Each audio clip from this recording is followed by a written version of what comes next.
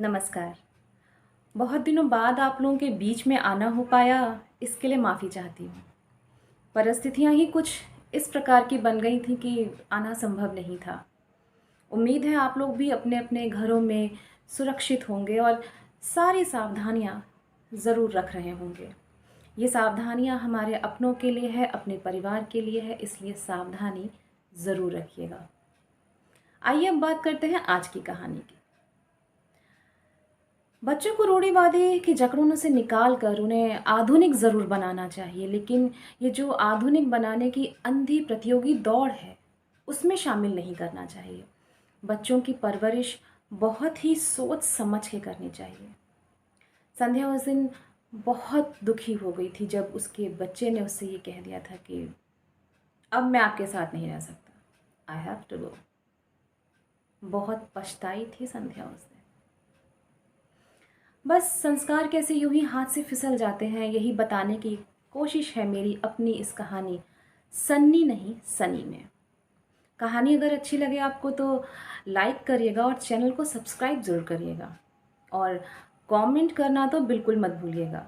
आपके कमेंट मेरे लिए बहुत मायने रखते हैं। तो आइए सुनते हैं आज की कहानी सन्नी नहीं सनी।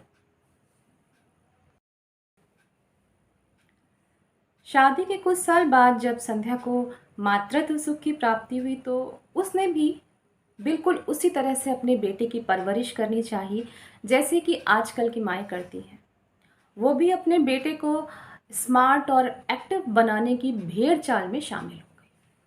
उसने अपने बेटे का नाम भी सनी रखा, थोड़ा सा शॉर्ट और मॉडर्न नेम।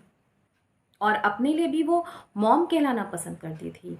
माँ, मम्मी, अम्मा ये सब उसको बिल्कुल पसंद नहीं था। और वो कहानियाँ भी जो सुनाती थी वो वंस अपॉन अ टाइम और जॉनी जॉनी यस पापा, इसी तरह की सारी चीज़ें वो उसके साथ करती थी।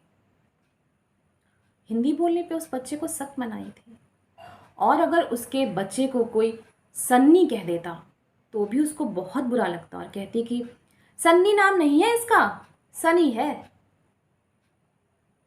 आज के परिवेश में fluent English, convent school, branded कपड़े, कॉन्टिनेंटल फूड्स और तमाम तरह के गैजेट्स के बारे में जो बच्चे जानते हैं वो स्मार्ट और एक्टिव की श्रेणी में आते हैं। तो सनी के लिए भी ये सारी चीज़ें बेहद ज़रूरी थी। हिंदी बोलना उसको मना था।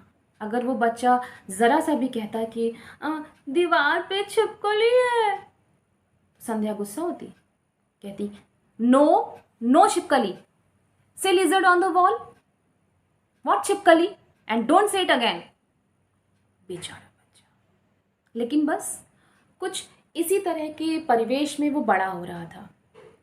धीरे धीरे जब वो बड़ा हो गया तो क्या लैपटॉप, क्या मोबाइल और तमाम तरह के गैजेट्स वो इस्तेमाल करता था और सबका एक्सपर्ट, आप कुछ भी पूछ सकते थे उससे। बस ये सब देख के संध्या इतना खुश होती, उसको लगता कि उसने अपने बेटे को सोसाइटी के लायक बना दिया। बस और क्या उसको चाहिए था। संध्या खुश थी अपनी परवरिश पे। धीरे धीरे दिन बीते, दिवाली का दिन नज़दीक आया तो संध्या सफाई करने लगी और उसके हस्बैंड, संध्या के हस्बैंड, शहर से बाहर अपने ऑफिस के काम से बाहर चले गए। संध्या सफाई कर रही थी लेकिन उसकी तबीयत अचानक बिगड़ गई और वो अपने बेटे के कमरे में आकर उसी के बेड पर लेट गई और लेटते हुए बोली कि सनी, मेरे सर में बहुत दर्द है बेटा, क्या दबा दोगे तुम? सनी जो कि लैपटॉप पे काम कर रहा था उसने कहा व्हाट, सर और मैं दबाऊं? कम ऑन मॉम, अभी ऑनलाइन डॉक्टर को बुलाता हूँ और आपको वो मेडिसिन दे देगा and you will be all right. और मॉम प्लीज़ मेरे रूम में मत लेटिए, I feel so uncomfortable, I need my privacy you know. ये पहला झटका था संध्या को। उसने कुछ नहीं कहा, चुपचाप उठी। अपने बेटे के कमरे से बाहर निकलते हुए उसने थोड़ा अनमने मन से कहा कि मैं खाना नहीं बना पाऊंगी। सनी ने उसको देखे बिना ही कहा कि don't worry mom, I will order my food, you take care. Sandhya चुपचाप गई और अपने बिस्तर पे खुद ही बाम लगा कर लेट गई। उसकी आंख लग गई और जब वो शाम को उठी तो उसको लगा कि सनी भूखा होगा, चल के कुछ बना देती हूँ, उसी से पूछती हूँ, जो खाएगा वो बना दूंगी। माँ थी ना। संध्या उसके कमरे में पहुंची, लेकिन पहुंचते ही उसने लैपटॉप की टेबल पर पिज़्ज़ा का बॉक्स देखा। ये दूसरा झटका था संध्या। संध्या ने सोचा कि इसने एक बार भी अपनी मॉम के बारे में नहीं सोचा कि वो क्या खाएगी, उसको क्या परेशानी है। इसने कुछ भी नहीं सोचा मेरे बारे में। और वो बिना कुछ कहे, बिना कुछ बोले वापस आ गई। अगले दिन दिवाली थी तो संध्या ने दिवाली की सारी तैयारियां कर ली थी। जब पूजा का टाइम आया तो संध्या ने सनी को बुलाया कि चलो पूजा में शामिल हो चल के। तो सनी ने कहा, मॉम प्लीज़ मुझे ना आप इन सब चीज़ों से दूर ही रखा करिए। सनी की ये बात सुनकर उसके पिता ने उसको डांटा और कहा कि पूजा में शामिल हो चल के। अपने पिता को तो कुछ कह नहीं पाया, बहुत ही अनमने मन से पूजा में शामिल हो गया। बेमन से हाथ को जोड़ के बस यूं ही खड़ा था। लेकिन अब संध्या अंदर ही अंदर बहुत गुस्से में थी। संध्या ने अपने बेटे से कहा कि चलो आरती गाओ। संध्या का ये कहना था कि सनी ने उसको कुछ अजीब निगाहों से देखा और बोला कि मॉम, आरती और मैं, व्हाट अ जोक मॉम। संध्या का पारा 7वें आसमान पे था। संध्या ने कहा कि क्यों, क्रिसमस में गाए जाने वाले कैरल्स तुम्हें खूब याद हैं, तो आरती क्यों नहीं। लेकिन अब जो जवाब सनी ने संध्या को दिया, उसे सुनकर संध्या सन्न रह गई थी। सनी ने उसको कहा कि हाँ तो मॉम, कैरल्स हमको कॉन्वेंट में सिखाए जाते हैं, लेकिन आरती, आरती आपने कभी नहीं सिखाई मॉम। तीसरा झटका संध्या को था। कुछ ना बोल पाई वो। और पूजा खत्म होने के बाद सनी ने बिना माँ बाप के पैर छुए, बिना प्रसाद लिए वो कमरे में चला गया। संध्या चुप थी, उसके पिता भी चुप थे। लेकिन थोड़ी ही देर बाद ये चुप्पी, ये सन्नाटा टूटा और सनी अपने कमरे से बाहर निकला और बहुत ही खुशी के साथ उसने बताया कि मॉम, मेरी जॉब लग गई और मुझे कुछ ही दिन में अमेरिका जाना है। संध्या का सारा गुस्सा काफूर हो गया। बेहद खुश थी। उसको लगा कि सारी खुशियां उसको मिल गईं। लक्ष्मी माँ ने दिवाली के दिन उसकी मेहनत सफल कर दी।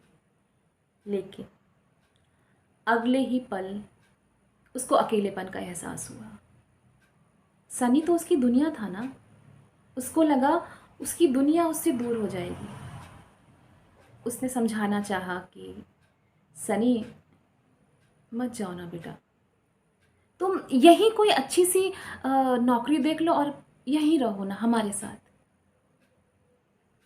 सनी ने, जाहिर सी बात है, उसने कहा कि मॉम, कैसी बातें कर रही हैं आप, लोगों को कोई प्रॉब्लम नहीं होगी और आजकल तो सिर्फ एक क्लिक की दूरी पर है माँ।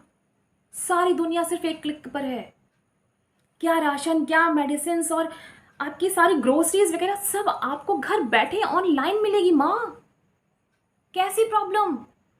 और मॉम, मैंने डिसाइड कर लिया, ये मेरे करियर का सवाल है और आई हैव टू गो। संध्या चुपचाप बिना कुछ कहे पास में पड़े सोफे पर बैठ गई। सनी चला गया अपनी पैकिंग करने के लिए। 2 दिन बाद सनी चला गया। ये चौथा झटका था संध्या को, जो कि सबसे बड़ा था उसकी जिंदगी का। सनी के जाने के बाद संध्या चुपचाप अपने कमरे में आके अपने बेड पर लेटी और लेटे ही लेटे सोचने लगी कि कहाँ उससे चूक हो गई। कहीं कुछ तो उसकी परवरिश में कहीं ज़रा सी कमी तो रह गई थी। वो सोचने लगी कि किस तरह से उसने सनी की परवरिश करी, और तभी उसको ये एहसास हुआ कि जॉनी जॉनी यस पापा के साथ ही साथ अगर उसने उठो लाल अब आंखें खोलो पानी लाई हूँ मुँह धो लो, ये कविता सुनाई होती, या वंस अपॉन अ टाइम के साथ ही साथ अगर उसने पंचतंत्र की कहानियाँ सुनाई होती या कुछ इसी तरह की कहानियाँ होती, तो शायद कुछ और आज बात होती। लेकिन अब बहुत देर हो चुकी थी। संध्या सोच रही थी कि उसको एक्टिव और स्मार्ट बनाने में तो वो बहुत कामयाब हुई, लेकिन संस्कारी बनाने में कहीं ना कहीं वो चूक गई। उससे कुछ तो चूक हुई थी।